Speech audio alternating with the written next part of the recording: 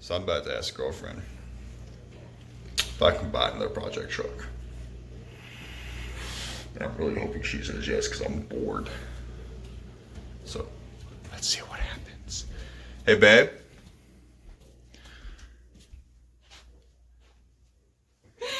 What? Can I buy a project truck? I'm really, really bored and I need something to do. Yeah, I guess. Are you sure? You don't seem too sure. The bottle of wine she's holding says yes. Yes, I'm sure, sweetie. Go. Hey! What is up, people of YouTube? I know it's been a hot minute since I've made a video. Some stuff happened, life happened, stuff happened, things happened, and well, making a YouTube video hasn't really made it top of the list. But today is an exciting day. I had to sell the Bronco due to some unseen circumstances that came up. But no need to worry about that. It's all taken care of. Sold it, made about 1,800 bucks, which is great. That's up with the most profit I'm sorry, I've had a few beers. Most profit I've ever made. So I'm super stoked about that. Anyway, I have a new project truck. I picked it up today, 1,700 bucks, running, driving. I bought it from a dealership. I'm not gonna say who, what, where, when. I bought it from a dealership. Clean title, North Carolina owned for 16 of its 17 years. I'm sorry, it's 1997, so 11 of its 13 years, excuse me. So there's no body rust, no cancer, no nothing. Which is pretty incredible if you consider the fact that it's a Ford. Let me introduce you to the 1997 Ford F-150 XLT single cab short bed. This beauty spent 1 year in Michigan and then the rest of its life in bliss in North Carolina. Now, I know what you're thinking. Why is the hood primered? I don't know. Frankly, I don't care. It's a project truck. I'm gonna Rust-Oleum it, rattle can it, clean it up, maybe do a little wet sand, a little buff here and there. Maybe I won't do that. I don't know.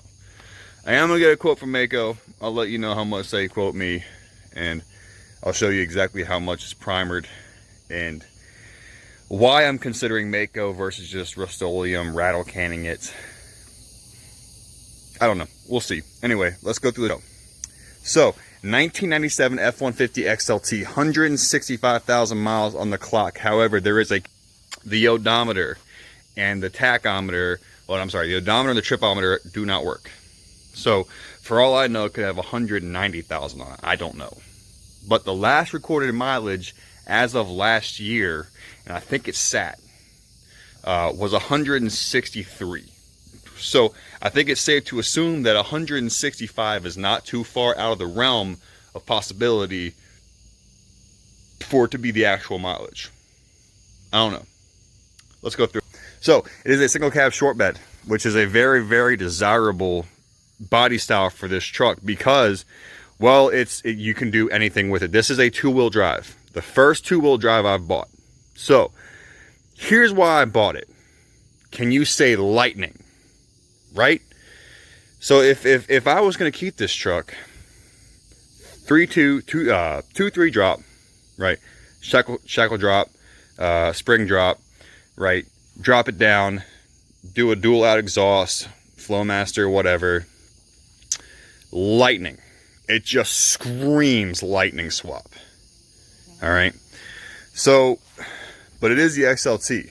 All right.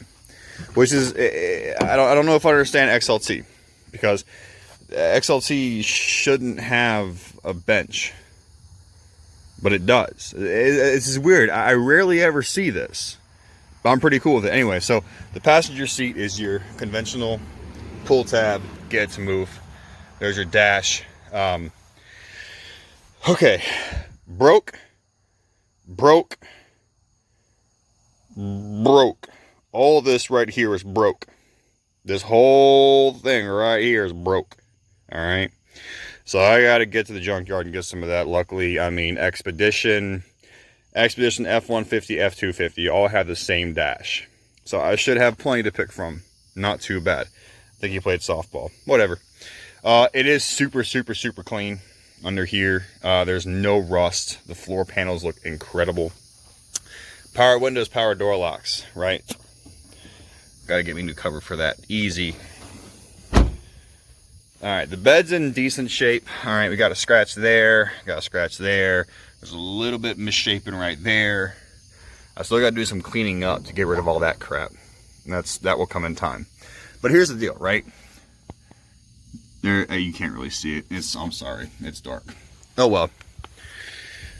There's no rust. You can see there's no rust at all. Right? Great news. Excellent news. There you go. Tailgate's in great shape. This side of the bed's in really good shape. No dents, no dings over here. Here's where I'm confused, right? Bench seat with 10-way power. XLT with a bench, 60-40 split with 10-way power. I don't understand it. I've never seen it. Good news is, okay, so this seat's going to have to go because that is wore slap out. I mean, it's completely compressed and broken. It's bad shape. But that's that. Cruise control. Okay, cool. Factory radio works. Needs speakers. Speakers kind of suck. Here's the really cut part, right? You see this, right? This is all loose, right? Sucks. But this is all just two pieces. Two pieces. So I do not have to replace the entire dash. As you can see, it only goes to right there. Easy stuff. Easy stuff. Easy stuff. Clear coat. Done for. Completely toast, right? Got a little bit left here, and then just bare. And here's the primer. All right. I don't understand. I do not understand the purpose of the primer. I don't get it. Now, I've already washed it once or twice. I did throw some 265 70/16 Michelins on it, and I mean, for God's sakes, I could have gone 285s. There's so much room in this wheel well, but I didn't want to take a chance on hitting the frame or the fender liner. So I'm good with where it's at. These tires have got about 10,000 miles left in them, which is about all I really need. So let's talk plans. Let's talk what I'm going to do. Okay, this truck will be for sale October, November-ish. Driver's seat. I got to look into pricing to whether I'm going to do a full bucket seat swap. I want to find an Eddie Bauer Expedition with seats that are in really good shape and do a full swap with the power seats and everything. My budget's about $700 in this truck. It cost me $1,748. So my budget to make any kind of money is about $700, because if I can hit 24, there's about a $500 to $700 profit margin in there for me. So bucket seats. I am going to replace the rear shocks because they're blown. Replace the two broken parts of the dash. I want to do all 4 speakers. Probably just going to go cheap, skosh, what have you, just the bottom of the barrel speakers. I want to do, I'm contemplating exhaust, because there again, I am trying to sell this truck. So if you know anything that I know about selling trucks or flipping vehicles, you don't build it how you want it, you build it to how everyone else will want to buy it. With that being said, I'm not spending a whole lot of money, okay? I'm going to do LED headlights. That's going to be coming. I'm going to be doing a upgraded third brake. I'm sorry. Ugly. Just fugly. Okay. I'm not changing taillights. I thought about it. I'm not going to do it. Oh, cool port. Ninja. Look at this. That is a factory side exhaust before the rear tire exhaust. People thought, like, okay, who would put a side exit exhaust in a truck? Bro, it's factory. Ford did that. Ford in 1997 said, let's do it. Let's do it. And they did it. Great news. Cool. So let's see, I covered it. LEDs, dash, seats, speakers, third brake light. I am going to have to replace the actual headlight assemblies, and I'll tell you why. Water. There's water in there. No go.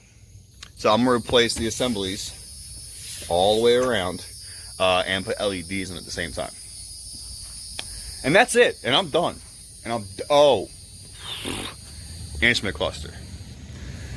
And that bothers me and that worries me, because if this one's broken, what are the chances they're all broken? So I got to figure out, okay, do I go and get an eBay set? Do I go and get one from the junkyard and hope it works? Do I send that one out and get it reprogrammed and fixed? I don't know. You'll know when I know. And we'll post a video for this whole build. Done with that. I got nothing left with that. Changed the carburetor and the cool stir. That's happened. The Wolverine's at the shop. I'll talk about that in a whole different video. That was a super fun day. It's been in the shop for a month and a half now. So, catch you guys in a second. So, let's talk impressive. Alright. So we'll say it's 13 years old. Yeah, 13 years old. Just listen.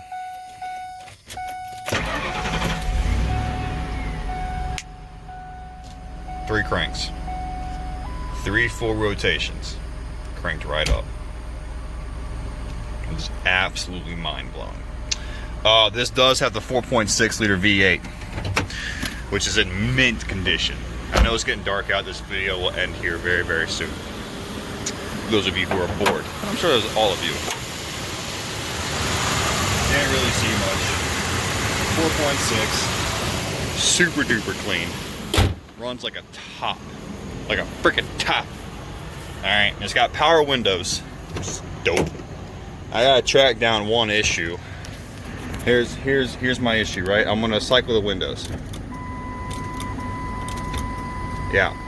So I gotta track that down. But that's it, fellas, ladies, gentlemen, boys, girls, all of you. That's it. That's all there is to it. I don't know what I'm staring away, but oh well.